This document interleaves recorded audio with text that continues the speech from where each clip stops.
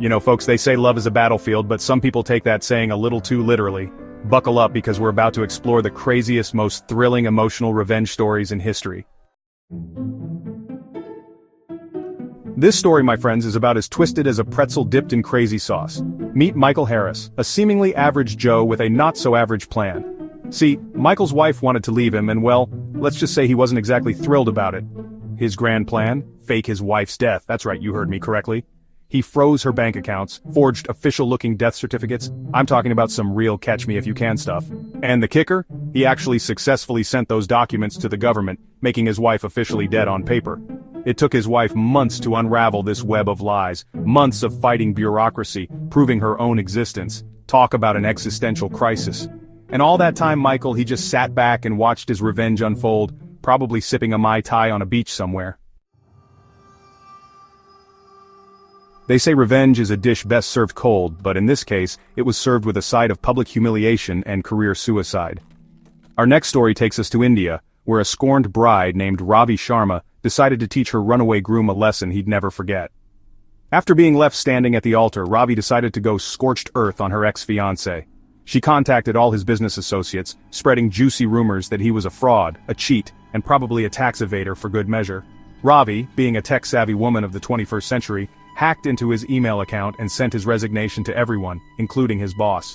And because she apparently wanted to make sure everyone knew what a jerk this guy was, she publicized his story, turning him into a national laughingstock.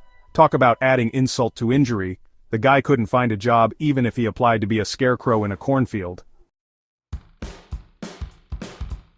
Our next story proves that sometimes, hell hath no fury like a woman scorned, especially when she's got a knack for forgery and a bone to pick with the justice system. Meet Claire Montague from France, a woman who took the phrase "over my dead body" to a whole new level. After suspecting her husband of infidelity, Claire decided to give him a taste of his own medicine, but with a bitter, illegal aftertaste. She forged text messages, fabricated emails, and cooked up a story so convincing that even Sherlock Holmes would have needed a double take. The police naturally took these accusations seriously, and boom! Just like that, her husband found himself behind bars. His life turned upside down. He spent 2 years of his life locked up for a crime he didn't commit, all because his vengeful wife decided to play judge, jury, and executioner. Chapter 4, Cheaters Exposed, live TV style. Now this next story takes the phrase airing your dirty laundry to a whole new level. Imagine your most private moments being broadcast for the entire world to see. That's exactly what happened in this jaw-dropping tale. We're talking prime-time international television, folks. This wasn't just a local broadcast, it was a spectacle that captured the attention of viewers from all corners of the globe. This scorned wife from Brazil, let's call her X to protect her identity. Although honestly, after this stunt I think everyone in Brazil knew who she was, decided to expose her cheating husband in the most public way possible. She was determined to make him pay for his betrayal. She contacted a popular hidden camera show, you know, the kind where they stage these elaborate pranks and everyone pretends to be shocked. Yeah, that kind. These shows thrive on drama and unexpected twists, and this was the perfect setup for them. So she sets up this whole scenario with the producers, complete with an attractive actress paid to seduce her husband. The plan was meticulous, leaving no room for error. And guess what? The guy fell for it hook, line, and sinker. He had no idea he was being set up, and his reactions were pure gold for the cameras. But here's the kicker. Instead of just showing the footage on some random Tuesday afternoon, they brought the husband on the show live. The tension in the studio was palpable as the audience waited for the big reveal. Can you imagine the look on his face when he realizes millions of people are watching him get busted? Priceless. The shock, the embarrassment. It was all there for everyone to see. Needless to say, their marriage went down in flames faster than a cheap firework, and the husband became a national punchline. His reputation was shattered, and the story became a cautionary tale about the perils of infidelity. Chapter 5, Burning Love, Burning Art. Revenge of the Art Collector. They say art is priceless, but I'm pretty sure this next story comes with a hefty price tag and a whole lot of emotional baggage.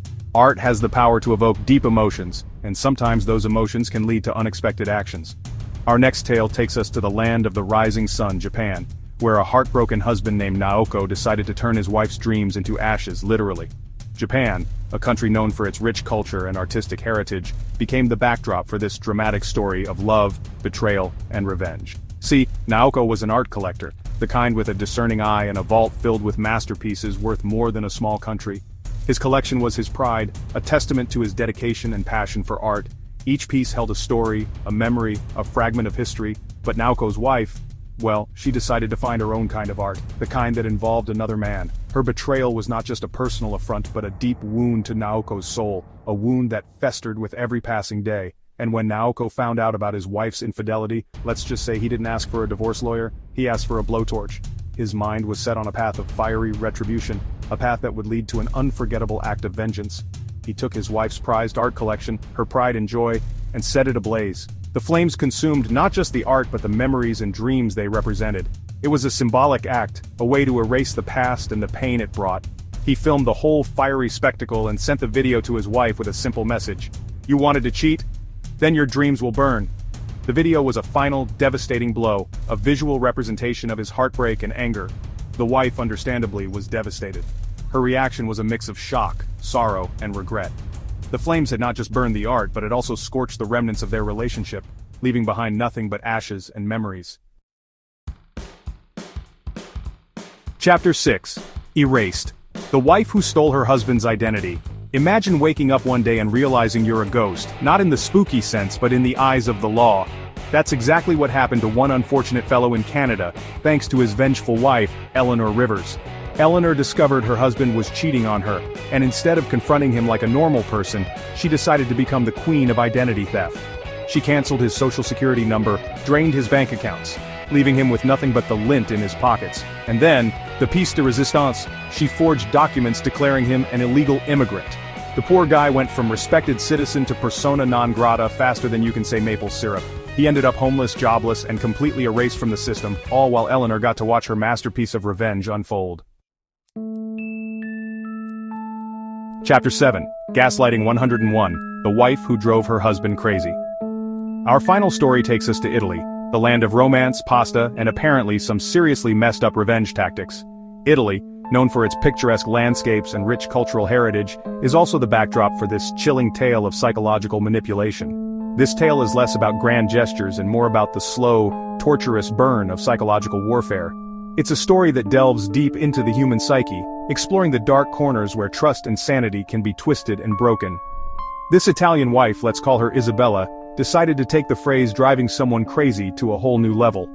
Isabella was not your typical scorned wife. She was methodical, calculating, and disturbingly patient.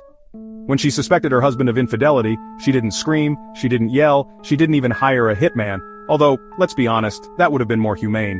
Instead, she chose a path that was far more sinister and psychologically damaging. Instead, Isabella opted for the long con, the psychological thriller route. She meticulously planned her every move, documenting her strategies in a journal, and ensuring that every action was perfectly timed to maximize her husband's confusion and distress. She started subtly, moving his belongings, changing his passwords, sending him cryptic messages from unknown numbers, all designed to make him question his own sanity. Each act was a small, almost imperceptible nudge towards his eventual breakdown. The husband, poor guy, started to unravel. His once confident demeanor began to crack, replaced by a growing sense of dread and confusion. He became paranoid, suspicious, convinced that he was losing his mind. Every shadow seemed menacing, every sound a potential threat. His world was crumbling and he had no idea why. And the worst part? No one believed him. Friends and family dismissed his concerns, attributing his behavior to stress or overwork. They couldn't see the invisible strings Isabella was pulling. Everyone just thought he was stressed, overworked, maybe needed a vacation. They suggested he take time off, relax, and clear his mind, completely unaware of the psychological torment he was enduring. Eventually, the poor guy had a full-blown mental breakdown and ended up seeking psychiatric help, convinced he was losing his grip on reality.